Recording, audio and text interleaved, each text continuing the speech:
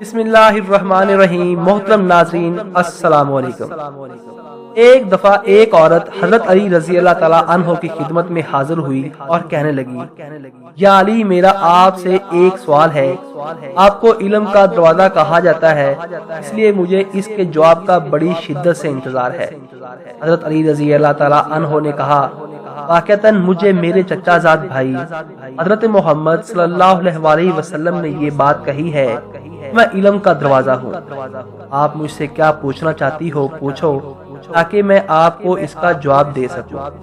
अब वो औरत कहती है, या अली, मैं एक शख्स से मोहब्बत करती हूँ सिर्फ और सिर्फ अपनी रूह की तस्कीन के लिए, लेकिन वो शख्स मेरे जिस्म को छूना चाहता है। वो मेरे जिस्म को छू कर अपनी नफसानी ख्वाहिशात को पूरा करना चाहता है। ऐ अली, मैं पूछना चाहती हूँ, क्या वो मेरे जिस्म को छू सकता है? क्या वाकई नफसानी ख्वाहिशात को पूरा कर सकता है? क्या हम निकाह के बगैर मुबाशरत कर सकते हैं? हजरत अली रजी अल्लाह ताला अन्हो ने फरमाया, ऐ औरत, मोहब्बत वो होती है जिसके अंदर इंसान एक दूसरे की इज्जत करे। अगर वो शख्स वाकई ही तुम्हारी इज्जत करता है, तो इसका मतलब ये है कि वाकई तुमसे सच्ची मोहब्बत करता है।